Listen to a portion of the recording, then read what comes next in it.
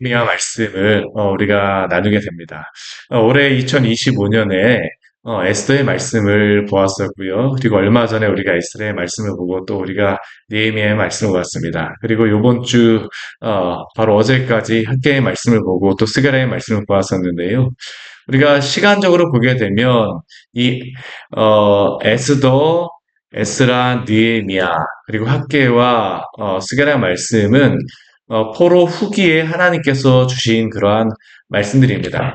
아, 이 시간적으로 이 순서들을 우리가 좀 본다라고 하게 되면요. 뭐 제가 에스라 말씀을 전하면서도 말씀을 드렸었지만 이 에스라 느헤미야의 말씀은 세 번의 포로 귀환의 그러한 기록들이 여기에 기록되어져 있는 것이죠. 우리 앞에 에스라의 말씀에서 1차와 2차 포로 귀환의 그러한 말씀을 이미 보았었습니다. 우리가 이미 보았던 것 같이 고레스 왕 때의 첫 번째 포로기한이 있었고요. 그리고 그때 앞에 섰던 사람들이 수룹바벨과 예슈아라고 하는 그러한 사람이었습니다. 종교적인 지도자와 그리고 또 정치적인 그러한 지도자들이 와서 하나님의 여호와의 성전을 건축하는 일들이 바로 이 1차 포로기한 때 있었고요. 에스라 같은 경우가 이제 2차 포로기한이었었는데 에스라 같은 경우는 특별히 건물을 짓지는 않습니다. 그러나 무너진 이스라엘 백성들의 그러한 신앙을 다시 세우죠.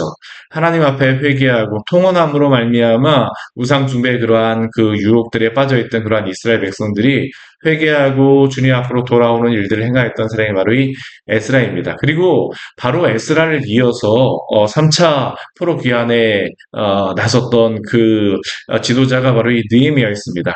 이 에스라와 느헤미야 같은 경우에는 시간적으로 보게 되면 그렇게 오래 떨어져 있는 그러한 사람은 아닙니다. 한 15년 정도 그 후의 사람이 바로 이 느헤미야였었는데요.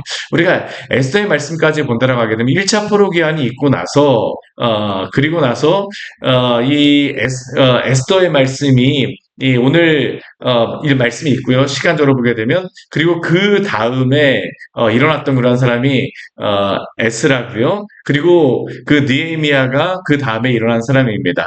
그런데 이러한 이 사람들 가운데 하나님께서 참 이들을 이렇게 보내시고 또 세우시는 그러한 가운데에 이 각각의 왕들이 그러한 일들을 하는 이유가 있습니다.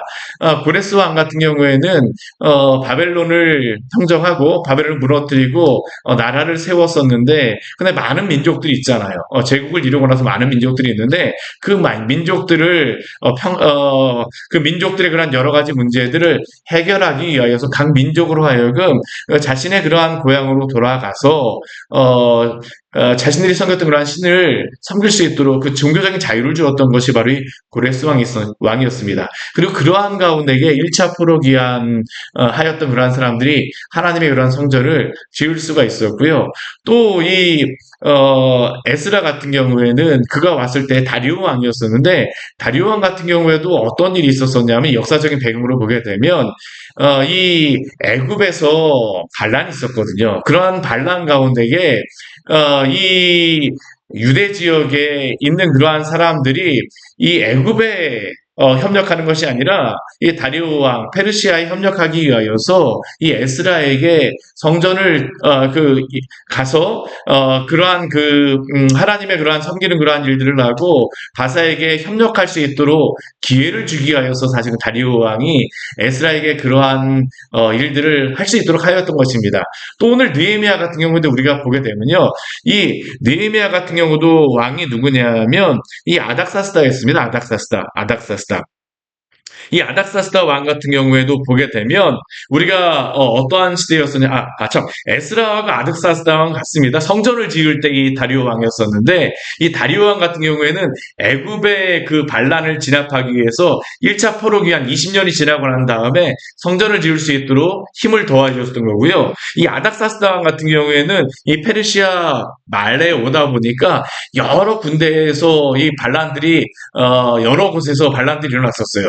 이 에스라 시대에도 그러한 일들이 있었고, 또한 이 아닥사스다 왕이 또 느헤미야 시대에도 느헤미야가 있을 때에도 이 애굽에 5년 정도의 그런 반란이 있었습니다. 그리고 그러한 것들을 평정하면서 이 유다 지역에 자신이 협력하는 그러한 사람들을 또 세우기 위하여서 이 아닥사스다 왕이 느헤미야를 보냈던 것입니다. 이 느헤미야 같은 경우는 술관원이잖아요. 그렇죠? 이 술관원 같은 경우는 아무나 시키지 않습니다. 충성스러운 사람을 술관원으로 시키는데, 그런 충성스러운 사람이 이 유다 지역 출신이었기 때문에 그로 하여금 이 유다에 가서 예루살렘 성전을 세울 수 있도록 하였던 것이죠. 하나님께서는 이 역사적인 그런 배경들도 사용하시는 것입니다. 그리고 그러한 가운데 있었던 사람이 누구입니까? 앞에서 이야기했던 많은 이 지도자들이었습니다. 특히 이 느헤미야 같은 경우에는 오늘 말씀을 보게 되면요, 사실 이 느헤미야 같은 경우는 유다하고는 그렇게 크게 관련이 있는 사람은 아닙니다. 유다를 가본 적도, 예루살렘에 가본 적도 없는 사람이었어요. 그런데 이 느헤미야 같은 사람은 어떤 사람일까요? 하나님께 붙잡혀 있는 사람입니다. 민감한 사람이었어요. 오늘 1절 말씀을 보게 되면 이렇게 시작을 하고 있습니다. 우리 1절 말씀 같이 한번 읽어볼까요? 하가랴의 아들 느헤미야의 말이라, 아닥사스다 왕 제20년 기슬루월에 내가 수상궁에 있는데. 하나님께서 이 느헤미야를 사용하시는 때가 언제냐면 아닥사스다 왕 제20년 기슬루월, 이때 아까 말씀드렸던 것 같이 애굽에 그러한 반란이 있었었고, 그러한 반란을 평정하는 그러한 시대 가운데 느헤미야가 있었던 것입니다. 그리고 그러한 가운데에서 느헤미야는 수상궁에 머물러 있었습니다. 이 수상궁 같은 경우는 이 바삭의 겨울 궁전으로, 우리가 성경 말씀해 보게 되면요, 다니엘도 이곳에서 환상을 보았었고, 또한 모르드게와 에스더가 살았던 곳도 바로 이 수상궁이었습니다. 그리고 느헤미야도 바로 이 수상궁에 있었죠. 한 1500km 정도 떨어지니 멀리 떨어져 있는 이 수상궁에 살았던 이 느헤미야. 사실 이 느헤미야 같은 경우는 예루살렘에 가보지도 않았었지만, 그러나 그의 마음속에는 어떻습니까? 항상 예루살렘을 걱정하는 마음이 있었어요. 그러한 가운데 누가 느헤미야에게 찾아왔었냐 하면, 오늘 2절 말씀해 보게 되면 형제들 가운데 하나인 하나니가 유다에서 이 느헤미야에게 이르렀다라고 이야기합니다. 느헤미야에게 이르렀어요. 그리고 이 하나니가 찾아왔을 때 느헤미야가 그에게 무엇을 물었었냐면, 유다와 예루살렘 사람들의 형편이 어떠냐라는 그러한 것에 대해서 묻고 있었습니다. 우리 사로잡힘을 면하고 남아있는 유다와 예루살렘 사람들이라고 이야기하는데, 사실 이 예루살렘에 있었던 그러한 사람들이 고난을 당하고 있었습니다. 어떠한 고난을 당하고 있었을까요? 우리 그 3절 말씀 우리 같이 한번 읽어볼게요.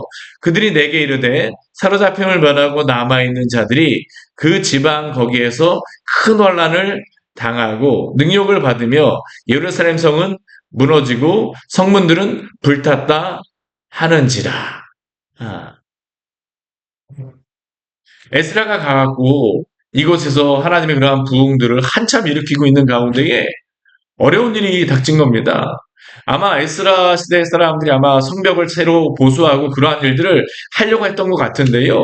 그 주변에 있는 사람들이 이것을 제대로 가만히 내버려두질 않았어요. 그리고 그러한 가운데 실제로 다 이 물리적인 그러한 충돌이 있었고 전쟁들이 있어서 이 예루살렘에 있는 사람들이 굉장히 큰 어려움을 당하였습니다. 그리고 예루살렘 성은 무너지고 또 성문은 불탔다라고 하는 그러한 소식을 이 느헤미야가 듣게 되었습니다. 근데 이 말을 들었을 때에 느헤미야의 반응이 무엇이냐면요, 이 말을 우리 4절 말씀을 보게 되면 이 말을 듣고 앉아서 울고 수일 동안 슬퍼하며 하늘의 하나님 앞에 금식하며 기도하였다라고 이야기합니다.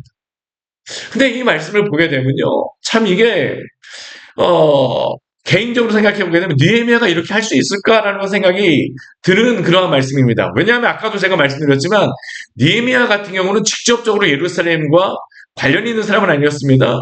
태어나기도 이 바벨론에서, 이 바사에서 태어났고 자라고, 그의 삶도 이 수상궁에 다 머물러 있었고, 또한 그의 모든 그러한 삶의 터전, 경제적인 그러한 부분들, 그의 직업, 바로 이 수상궁에 있었습니다.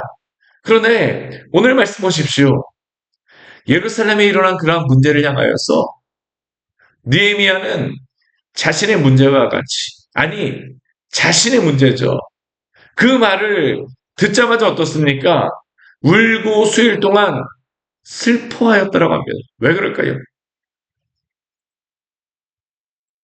하나님의 그러한 임재가 있는 그러한 성전이, 또한 예루살렘이 불타 무너졌다라는 것을 들었기 때문이죠. 하나님은 어떠한 사람들을 역사 가운데 사용하실까요? 하나님의 일들에 대하여서 민감한 사람들입니다. 느헤미야는 비록 바사의 그러한 궁에 있는 사람, 또한 페르시아의 정치인 가운데의 하나였었지만, 그러나 그는 단순히 바사의 신하로서, 또한 정치인으로서가 아니라 하나님의 백성으로서, 또한 하나님의 나라를 위하여 항상 관심을 갖고 있었던 사람이죠. 그리고 하나님께서는 그 사람을 사용하시는 겁니다. 민감한 마음을 그에게 주셨어요. 그리고 그 가운데서 어떻습니까? 하나님의 그러한 백성들이 고난을 당하고, 하나님의 그러한 성전이 무너지고, 또한 여러 가지 어려움을 당하고 있다는 것을 듣자, 내일입니다. 내가 무너진 것 같이, 내가 지금 고난을 당하는 것과 같이 하나님 앞에 금식하며 기도하며 또한 하나님 앞에 나아가고 있는 것입니다. 오늘 이것은 또 우리에게도 주시는 말씀 아닙니까? 오늘 우리의 교회를 바라볼 때에, 또한 이 나라를 바라볼 때에 우리는 이러한 민감한 마음을 가지고 있습니까? 하나님께서 이러한 민감한 마음을 가진 사람들을 통하여서 하나님이 또한 당신의 일을 이루신다라는 것을 오늘 느헤미야를 통하여서 보여주고 계시죠. 그리고 또한 이러한 느헤미야가 이러한 마음을 주었을 때 하나님 앞에 간절히 기도하며 나아갑니다. 오늘 느헤미야가 이러한 일을 당하였을 때 단순히 슬퍼하지만은 않습니다. 오늘 말씀해 보게 되면요, 금식하며 기도하였다라고 이야기를 해요. 말씀하고 있습니다.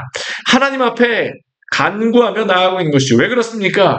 느헤미야는 하나님이 어떠한 분인가를 분명히 알고 있기 때문입니다. 오늘 느헤미야의 말씀을 보게 되면요, 하나님에 대한 또한 그 분명한 그러한 기도로서 시작하는 것을 알 수 있습니다. 우리 5절 말씀 우리 같이 한번 읽어보겠습니다. 이르되 하늘의 하나님 여호와 크고 두려우신 하나님이여, 주를 사랑하고 주의 계명을 지키는 자에게 언약을 지키시며 긍휼을 베푸시는 주여 간구하나이다. 하나님 앞에 간구하고 있죠. 하나님 앞에 기도하고 있습니다. 근데 그는 하나님이 어떠한 분이라고 그는 고백합니까? 하늘의 하나님 여호와 크고 두려우신 하나님이요. 먼저 하나님께서는 초월하신 전능하신 하나님이라는 것을 그는 고백합니다. 하늘의 하나님 여호와 크고 두려우신 하나님이요. 하나님은 하늘에 계신 분으로 우리 인간을 초월하여 계시는 분이십니다. 또한 전능하신 분으로 천지를 창조하시며, 또한 오늘도 이 모든 것들을 다스리시는 두려우신 하나님입니다. 느헤미야는 바로 이 위대하신 하나님, 놀라우신 하나님, 전능하신 하나님, 초월하신 하나님 앞에 집중하여서 그가 기도하고 있죠. 하늘의 하나님 여호와 크고 두려우신 하나님이요, 나의 기도를 들어주십시오. 이 하나님께 그는 기도하고 있는 겁니다. 그런데 그가 또 알고 있는 하나님은 어떤 분입니까? 하나님 이렇게 초월하여 계신 하나님이지만, 또한 그 하나님께서는 오늘도 우리의 기도를 들으시는, 또한 우리와 함께 하시는 하나님이신 줄 믿으시기를 바랍니다. 바로 그래서 뒤에 이어서 그가 고백하는 것이 무엇입니까? 주의 계명을 지키는 자에게 언약을 지키시며 긍휼을 베푸시는 주께 간구한다라고 그는 기도하고 있죠. 하나님은 하늘에 계셔서 우리의 기도를 듣지 않으시는 분이 아니십니다. 그 하나님께서 어떠한 은혜를 베풀어 주셨습니까? 언약을 베풀어 주셨습니다. 언약이 은혜로운 수밖에 없는 이유가 무엇입니까? 사실 초월하신 하나님이 이 땅에 있는 인간과 왜 언약을 맺으십니까? 하나님의 입장에서 보게 되면 사실 인간과 언약을 맺어서 하나님께 도움이 되는 게 무엇이 있을까요? 그런데 하나님께서는 이 죄 많은 인간들을 결코 그냥 내버려 두지를 않으셨어요. 그들과 언약을 맺으시고, 또한 언약을 지키실 뿐만 아니라 그들이 범죄하였음에도 불구하고 그 언약을 깨뜨렸음에도 불구하고 하나님은 무엇을 행하십니까? 긍휼을 베풀어 주는 줄 믿으시기를 바랍니다. 이게 바로 우리가 하나님 앞에 기도하며 나아가는 근거죠. 우리 주기도문을 보게 되도요. 주님께서 우리에게 기도를 가르치실 때 무엇으로 우리에게 기도하라고 말씀하십니까? 하늘에 계신 우리 아버지요. 하나님께서는 하늘에 계신 분이시지만 그 하나님이 또한 어떤 분이라고 예수님께서 우리에게 알려주십니까? 우리의 아버지라고 말씀하여 주세요. 예수님께서는 나의 아버지라고만 말씀하지 않으십니다. 우리 아버지라고 말씀하심으로 말미암아 우리도 하늘에 계신 그 하나님께 기도할 수 있음을 우리에게 알려주셨습니다. 오늘 느헤미야가 그렇습니다. 하나님께서는 하늘에 계신 전능하시고 두려우고 크고 전능하신 하나님이시지만 오늘도 언약을 지키시며 우리의 연약한 우리들의 기도를 들어주시는 긍휼이 많으신 하나님이십니다. 우리가 바로 이 하나님께 기도하며 나아가죠. 또 느헤미야는 어떻게 기도합니까? 이러한 하나님 앞에 자신의 그러한 자신과 이스라엘 백성들의 연약함과 죄에 대해서 그대로 고백합니다. 결코 가리지 않습니다. 오늘 6절 말씀 우리 같이 한번 읽을까요? 이제 종이 주의 종들인 이스라엘 자손을 위하여 주야로 기도하며 우리 이스라엘 자손이 주께 범죄한 죄들을 자복하오니 주는 귀를 기울이시며 눈을 여시사 종의 기도를 들으시옵소서. 나와 내 아버지의 집이 범죄하여 우리 7절도 같이 한번 읽어볼게요. 주를 향하여 크게 악을 행하여 주께서 주의 종 모세에게 명령하신 계명과 율례와 규례를 지키지 아니하였나이다. 우리 이 말씀 보게 되면요. 하나님, 우리가 단순히 연약합니다라고만 이야기하지 않습니다. 그럼 무엇을 향해서 기도합니까? 우리가 하나님 앞에 범죄하였다는 겁니다. 하나님 범죄한 우리입니다. 우리는 죄를 범하여서 하나님을 벗어났습니다. 우리가 하나님 앞에 범죄한 자로서 하나님 앞에 기도도 할 수 없는 자고 하나님 우리는 너무나도 악을 행하여서 주님 앞에 기도할 수도 하나님 앞에 간구할 수도 없는 자이지만 그러나 느헤미야는 이러한 자신들의 죄를 고스란히 있는 그대로 기도해요. 왜요? 하나님은 그럼에도 불구하고 긍휼을 베풀어 주신 하나님이심을 알고 있기 때문이죠. 자신의 죄를 가리지 않습니다. 우리는 보통 기도할 때 나의 연약함들만을 위해서 기도하는데 우리가 먼저 기도해야 될 것은 무엇일까요? 우리의 죄를 하나님 앞에 회개하며 나아가야 될 줄 믿습니다. 우리가 죄를 범하는 우리의 연약함, 우리의 죄악들 그대로 우리가 하나님 앞에 고백해야 돼. 우리는 죄인입니다. 그런데 느헤미야가 이렇게 기도할 때에 자신은 여기에서 빠져있다라고 하지 않습니다. 어떻게 기도합니까? 나와 내 아버지의 집이 범죄하여. 자신도 죄인이라는 겁니다. 나는 수상국에 있기 때문에 예루살렘 사람들이 범죄하여서 그렇다고 하지 않죠. 제3자로서 빠져있지 않습니다. 나와 내 아버지의 집도 범죄하였습니다. 우리가 하나님 앞에 범죄하였다는 겁니다. 우리가 이 시대를 향하여서 또한 이렇게 주님 앞에 기도하며 나아가기를 원합니다. 그런데 이러한 가운데에서 느헤미야가 어떻게 기도합니까? 이럼에도 불구하고 하나님 앞에 간구하죠. 무엇을 구합니까? 우리 9절 말씀 같이 한번 읽어보겠습니다. 만일 내게로 돌아와 내 계명을 지켜 행하면 너희 쫓긴 자가 하늘 끝에 있을지라도 내가 거기서부터 그들을 모아 내 이름을 두려고 택한 곳에 돌아오게 하리라 하신 말씀을 이제 청하건대 기억하옵소서. 느헤미야는 그냥 자신의 기도만을 하지 않아요. 여기에 보게 되면 근거가 있습니다. 어떤 근거일까요? 하나님의 말씀이 근거가 되어지죠. 오늘 9절 말씀은 어떠한 말씀을 인용하는 거냐 하면 우리가 역대하 말씀에서 성전을 짓고 난 다음에 솔로몬이 기도하였던 그 기도 또한 열왕기에서 솔로몬이 기도하였던 그 기도 하나님 우리가 멀리 떨어져서 포로가 되었다 할지라도 우리가 하나님 앞에 범죄하여 하나님으로부터 떠났다 할지라도 당신을 향하여서 기도하고 하나님 앞에 돌아오게 되거든 우리를 용서하여 주시고 우리를 불러주시옵소서라고 기도하였던 그 말씀에 근거하여서 기도하고 있는 것입니다. 이뿐만 아니라 신명기 30장 말씀에도 보게 되면요. 모세가 하나님 앞에 이러한 기도를 드렸었습니다. 그 기도에 근거하여서 오늘도 기도하고 있죠. 사랑하는 여러분, 오늘 우리가 또한 주님 앞에 범죄하였다 할지라도 하나님 앞에 우리가 회개하며 나아갈 때에 우리가 주님 앞에 돌아갈 때 하나님께서 우리를 받아주시고 돌보아 주는 줄 믿으시기를 바랍니다. 오늘도 이 말씀을 통일하게 우리에게 주시는 말씀이죠. 그래서 그는 무엇이라고 기도합니까? 주께서 일찍이 큰 권능과 강한 손으로 구속하신 주의 종들로 주의 백성이니이다. 하나님 비록 범죄하였지만 이 범죄한 자들이 또한 주의 종들이요 주의 백성입니다. 당신께서 오늘 이 백성들에게 은혜를 있게 하옵소서라고 오늘 느헤미야는 기도합니다. 사랑하는 여러분, 오늘 우리가 또한 이 시대를 향하여서 또한 우리의 죄악을 향하여서 주 앞에 기도하며 나아가기를 원합니다. 술가면이었던 이 느헤미야, 그리고 이렇게 민감한 마음을 가졌던 이 느헤미야를 또 하나님께서 어떻게 하실까요? 우리 2장 말씀을 바로 보게 되면요, 하나님이 또 예루살렘에 갈 수 있도록 하나님이 사용하시는 것입니다. 기도한 곳에 보내시는 거죠. 하나님이 어떠한 사람들을 사용하실까요?